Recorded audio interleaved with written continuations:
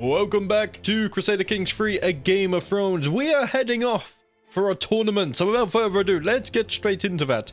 I think we are heading to the Reach, in fact, and already we have our first event on a long journey.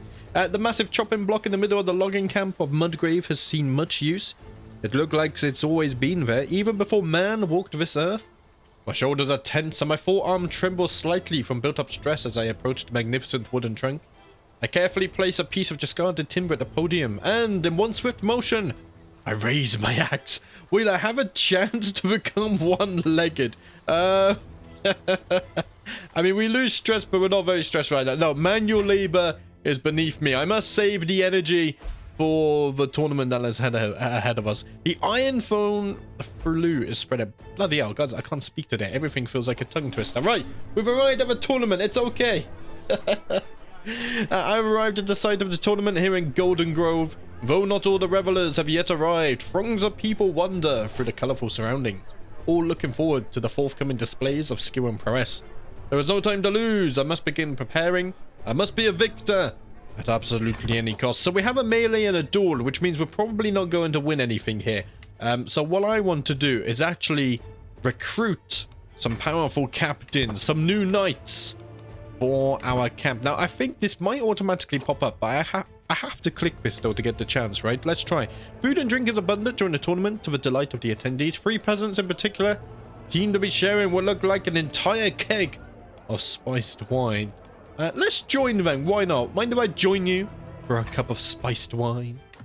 We can mingle a little bit. So I think these intents will randomly often leads to recruiting opportunities. Does it have a chance to pop up when I click on this? Possibly.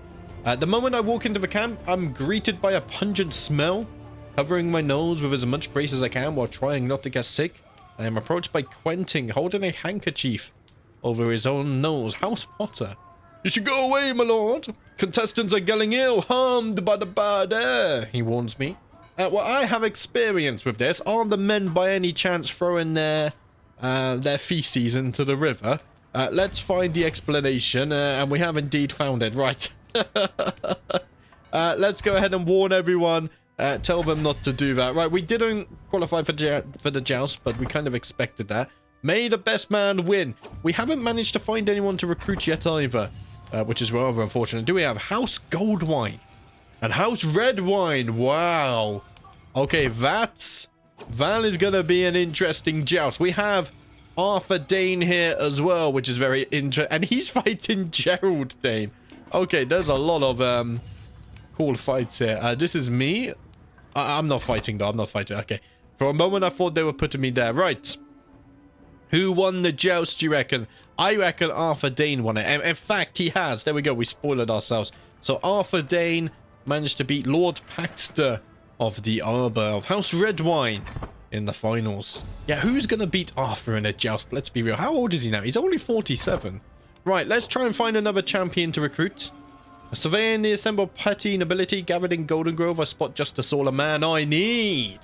Preston Woodworth is a wayward horseman of some experience, traveling from court to court, seeking a lord to serve. Such men are normally to be distrusted, but his talents are immediately obvious. As I approach to make my introduction, Lord Jon appears beside him, clearly sharing my idea. I do want Preston for myself. He's not amazing. I mean, he does have 9 prowess.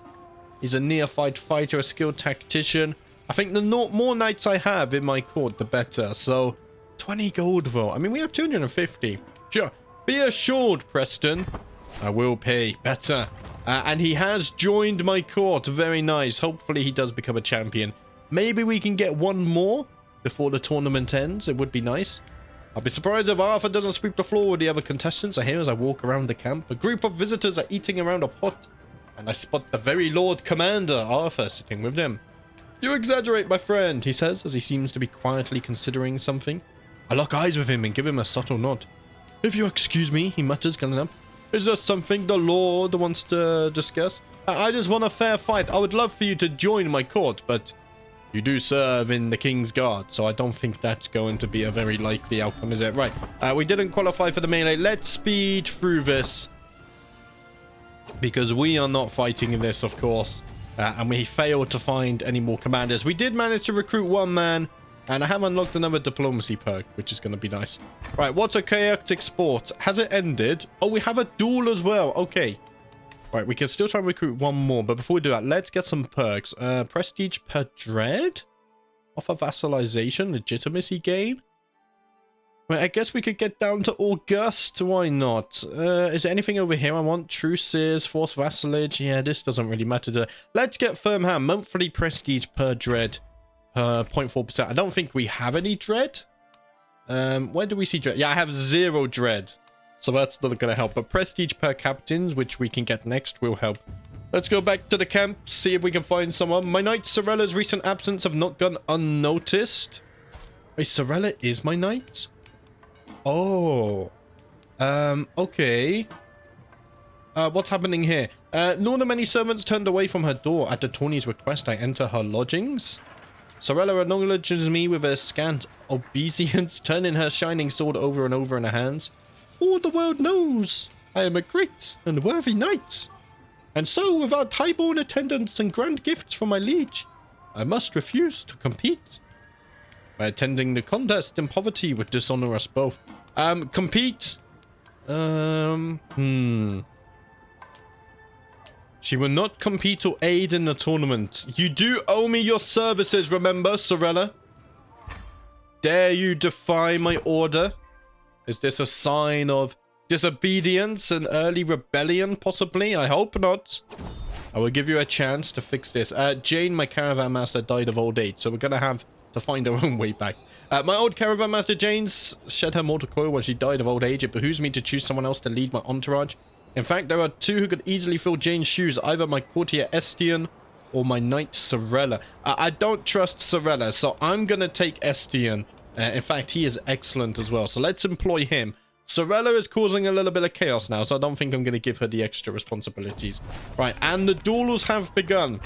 Let us skip through these. And Peter has come of age. What a fine young man he is turning out to be. Look at that, an intricate web weaver. And I have just received news from a raven. News reaches me that my son Peter has been made a knight.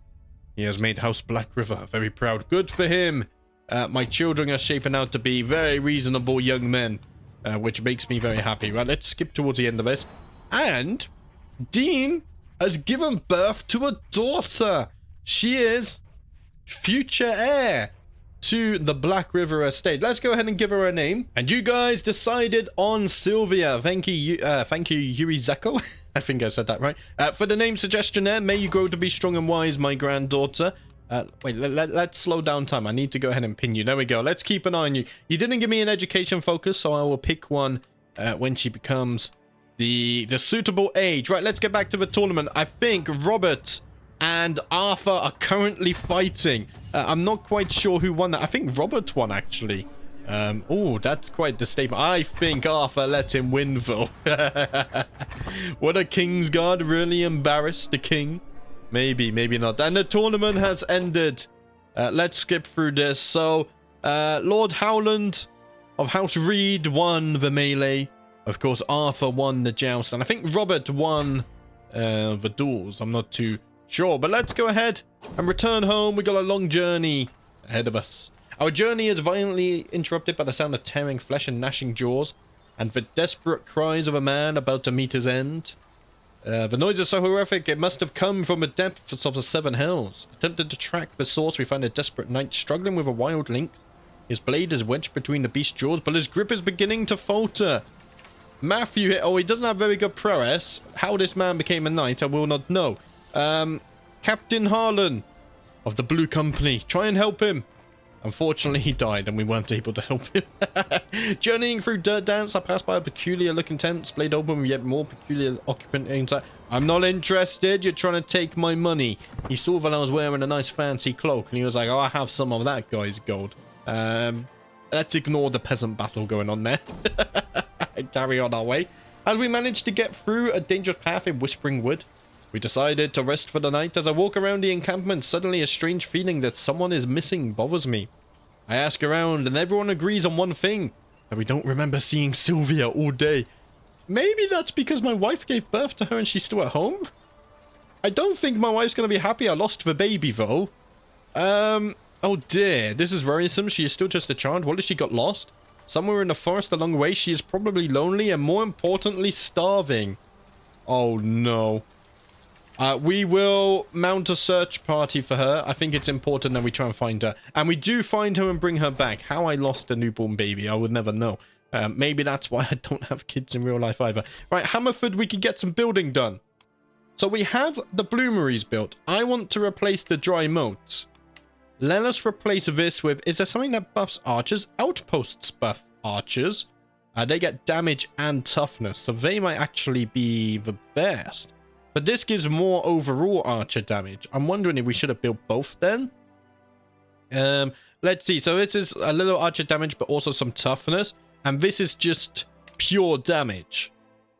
I mean, I like damage. Reduced cost for hosting grand tournaments is something we could do in the future as well. Outpost gives us tax later on. Hostile raid time, defender advantage, danger is down. Okay, this gives us more stuff. And toughness would be nice. Oh, but I do like damage. I'm going to build the militia camps. And I realized then that actually one of these buildings I would probably want to replace later on. Unless we can get another building slot, we'll see. But let's go ahead and build the militia camps. That's going to improve our river bows quite a bit. And let's take a moment to just look at the dynasty tree now. It must be starting to flesh out a little bit. There, Jenny has had 3 children. They're not of House Blackriver, though, of course. But Sylvia Blackriver is the first child of the 3rd generation after me, of course, if we count me as the 1st generation. Once I have departed this world, my son and heir Dean shall rule in my stead. Unfortunately, rumors of Dean's impenitent hubris have been spreading around my court. It makes me wonder if he will manage to retain my vassal's support once I am gone. I could attempt to rectify his flaws. Let us try it. Dean has agreed to let me mentor him, even though his enthusiasm is somewhat lacking. I fear his vices are deeply set, but a truly eye-opening experience might make him realize the folly of his ways. What shall we do? So what's wrong with him? Is it his arrogance, maybe? Because other than that, I think just zealous and diligent are very good traits. Maybe it's his arrogance. What would help with his arrogance? I think own up to a misdeed and make it right again. Less than appropriate for someone who needs to work on their honor. I think his honor is fine. Work on their compassion, work on their forcefulness, or work on letting things go. Let's go for honor. Own up to a misdeed and make it right again. I've never had this event before, which is, I don't know if it's base game or a Game of Thrones related, but we'll see. I'm delighted to see the changes in Dean. While at first he did not think he had been in the wrong, the response he received from rectifying the matter got through to him. I suspect Dean had never been given that kind of respect before, and he has not seemed quite so self-important since then. So, he does lose the trait arrogant. And he has the chance to become fickle like his father, trusting or shy. I mean, shy's not amazing. So he loses arrogant and becomes humble. This character does not ask for much in life. Or I could just gain this. I gain a little bit of stress. I mean, he's stewardship. Humble. This character does not ask for... Let's go for this. This is but the first step. We must work harder. Dean, I am proud of you. You overcame your arrogance. And now he is humble. Diligent, zealous, just, and humble. That's quite the stat spread there. 20 stewardship as well. Is fairly impressive indeed. Right, we got 257 gold in the bank. We're earning 4.7 gold now. One of you said I should restore this. We can't afford it yet, guys. Look, if I upgrade this, it takes away 4 gold per month. It's just not reasonable to do right now. And it costs quite a bit as well. One of my knights has improved. Very nice. I could declare wars, but I don't think it's within my character's things. And they're not close. No. I've just received news on the council. I still see all the good times I've shared with Raymar. Now, as I step into the dimly lit room and see his weak body laying on the bed almost motionless, I know with certainty that those days won't come back. And I feel a pang of deep sadness. He hears me walking in and seems to get agitated, so I hurry by his side. It's me, your dear Jon. I'm here, Raymar. For a moment, Raymar seems to recognize me and gestures for me to move closer. Take this, he murmurs. I nod and grab what he offers me. I vow to myself to treasure it in Raymar's memory. It is but a fleeting moment after Rayma's eyes get unfocused again. We have a lot of friends, and we are reaching our later years, which means we're gonna have to learn how to grieve. I will stay by your side, Rayma. I will not abandon you, my friend. I gain a level of devotion. I am now faithful, and I gain a lucky Riverlander coin. Stewardship per stress level +1. Domain taxes +2%, and monthly stewardship lifestyle experience. Let's go ahead and equip that. Dean will inherit that, which would be very nice. But Raymar's days are numbered.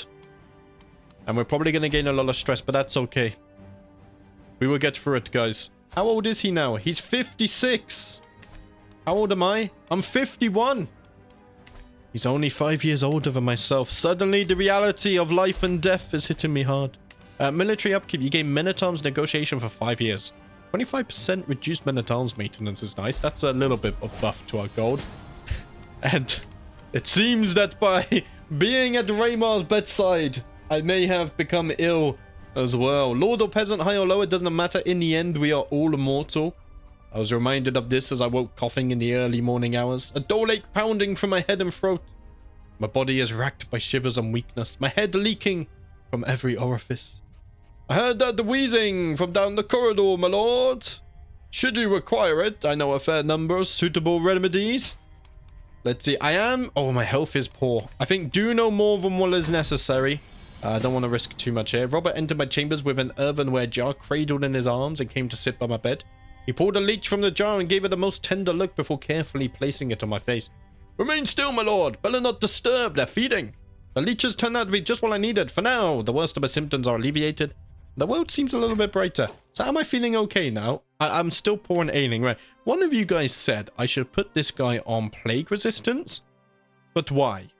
My understanding, the plagues have never reached Hammerford. You only put this on when you actually have plagues here, right? I think it's kind of pointless to have +15 plague resistance if I don't have plagues here. So I'm not going to do that. I'm going to keep it on monthly lifestyle experience. Maybe I'm wrong, and I'm sure you guys will correct me in the comments if my thinking is wrong. But that's okay, right. War against the tyranny of Catalin. She is winning this. They only have 1,000 men left. She occupied holdings is fading, but she is getting ticking war score, so that should end soon. Cold humor flu. I don't think we actually have any plagues around us, no. My wife, Lady Jane, is once again absent from our chambers as night falls. She has been distant lately, lost in thought, and rarely seen at court. Am I not to her satisfaction? Is she simply busy, or could she be warming someone else's bed? We are soulmates. I trust her. She would never disrespect the sanctity of our marriage. I'm not paranoid. And we are soulmates. I have no reason to distrust her, so I'm not going to. There's currently no mega war, and we're still getting stutters, so maybe it is something else. It's okay, though. As I said before, it's a map game. We can deal with the stutters. There's a lot of fevers. Maybe I should have turned down the plagues, although none of them has hit us yet, so it's not that bad to deal with. It behooves a lord to spend time at sea with the salty air in his face and a fine vessel beneath his feet. Today sees my personal craft and a small escorting squadron out for Joe's practice and pleasure. The short voyage has been an exhilarating change of pace from life at court. When we spot it, a distant plume of water followed by a small island of wine-dark flesh rolling out of the waves. The greatest beast of all the deeps. A whale. So because we only have 1% chance of this. We could get 50 gold, a small chance to get 100. Yeah, let the others handle it. Bring me the carcass. We can sell it for a small fortune. Maybe we can harvest the fat and make candles and whatnot. Did they make candles out of whale fat? I think they did, right? Obviously, they ate the flesh. I think the fat was used for candles, and I think the skin was used for clothes. King Robert is hosting another grand tournament. I will join this. I know we're doing a lot of grand tournaments and stuff right now, but I think that's... Oh. Ooh. Okay, Robert, I'm actually going to decline because... Where's the key there? You have a flu here. It's only minor, but it has killed 34 people with consumption. So I'm actually going to pass up on this grand tournament because I don't want to risk it. There's no way I'm taking my sons and whatnot through here. Did we take a look at Peter? Peter is an intricate web weaver. He has 16 intrigue. Is there a place on my court for him?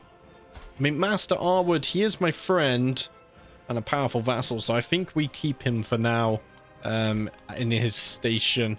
Yes, I think that's fine. We'll keep Dean on the council just because, of course, he is my son and heir, so we need to educate him a little bit. He needs to learn how to manage the realm's affairs and whatnot. Lord Jonah is not swayed, but he has 100 opinion of my neighbor anyway. And I have recovered from being ill. Very nice. So my health is fine once more. I was about to look at something. So there's no reason to sway you. So let's abandon that. And everyone else here has really good opinion of it. I don't think we need to be swaying anyone, really. I mean, the Malisters, you like me as well. Maybe we can sway the Rushmores. I mean, you're getting on a bit in your years, but it's no hard in improving our relations. I believe we have 2 marriages to the Rushmores as well. So that's an alliance I definitely want to keep on good terms. Right, how much does this cost out of interest? 600 apiece. But the problem is, as you go up here, yeah, -6 tax per month. That's no small number, guys. I can't afford it right now, and this costs 3,000 to restore this. So actually, we need quite a bit of gold. Right, we got another diplomacy perk. Let's get Distinguished Guard. Monthly prestige per captain plus 1% would be nice.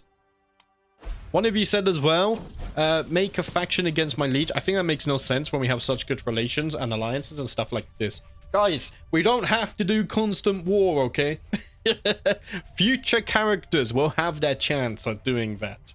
But Jon here, he is a man of diplomacy. He had one goal, to get the foundations of his house built, and he has accomplished that. He has had many children, and now they are starting to marry and have children as well. Tristan has come of age, and he has become a knight too, which is very nice. I have gained a stress level and had a mental breakdown because of that, apparently. He is an incompetent commander. He's not the best, but he is a knight, and he is a trained fighter. Lately, it feels like I'm constantly being distracted by lascivious thoughts and erotic fantasies. With all the hardships of my everyday life, it is all too easy to lose myself in daydreams and forget about reality. These desires are clearly interfering with my life, but what should I do about them? I could try and avoid a temptation and become reclusive. Perhaps a new view of the 7 who are one will help me. I convert my faith to Bailerism. I mean, they consider us righteous. We consider them righteous. They consider us astray. Bailerism is a branch of the faith of the 7 which venerates the King Baelor I as an avatar of the 7. Small folk and septons across Westeros are known to undergo pilgrimages to sites where Baelor gave sermons or conducted great deeds. Baelorists are also known for their general loyalty to the Targaryen dynasty. Right, that doesn't make sense because we joined Robert in the rebellion. So I think I'm gonna become reclusive in my later years. Jon often sequesters himself away and neglects his responsibilities. I have lived a hard life. 26 years I spent in the fields of Bloomfield. And then I had to spend much of my middle ages and my older ages trying to build my family, which I have succeeded in doing. And now I've become a little bit reclusive. I think it's time to finally take a little bit of a break. My spies have informed me about a hunter causing a ruckus at the local tavern. The man has been spending large amounts of gold and bragging loudly about the great deal he struck with a fancy lady in pearls and silk. Apparently he drew a map of the local wetlands for an unknown noblewoman. The spies think the lady must be scheming against me or one of my subjects. Could it possibly be you? I don't think so. I mean, throw him in the dungeon. Yes. Let's throw him in the dungeon, just in case there is some bad things going on there. We have built the hide tents, right. What gives us the most income buff? That's 0.2, that's 0.2. This is probably only going to be 0.1. Yeah, this is only 0.1.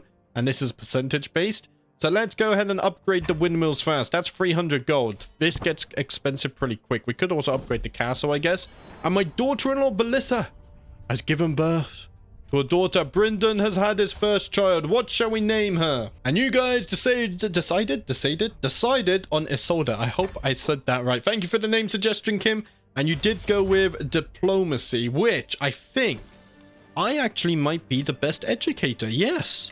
Let us educate our granddaughter here.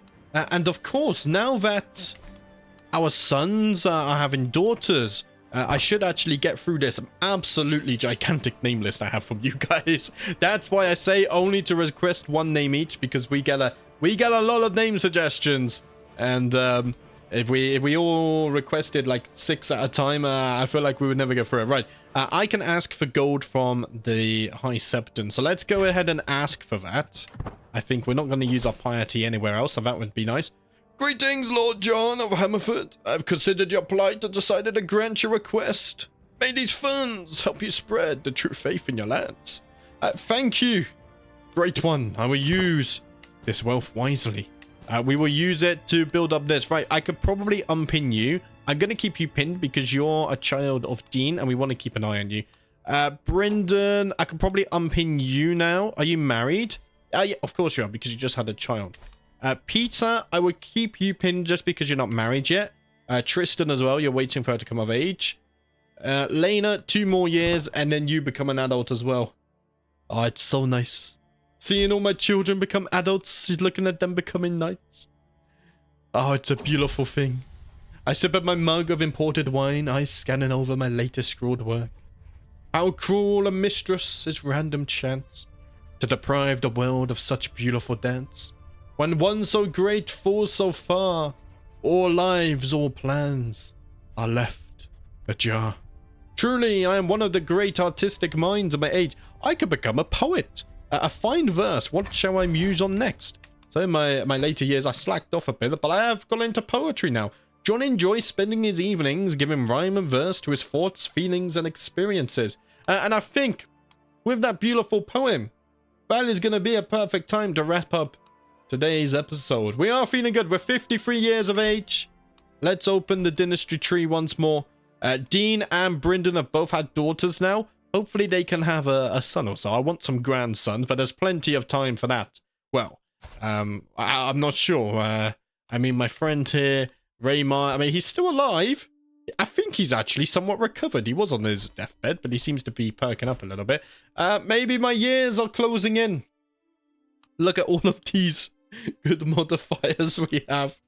Wow, what a different way to play. We played a lot slower and really built things up. We got a nice big family. I think maybe Dean will be a little bit more ambitious. He is a fortune builder, so he's gonna want to build that future. But for now, we are still playing as John. Thank you for watching, guys. As always, I will see you next time.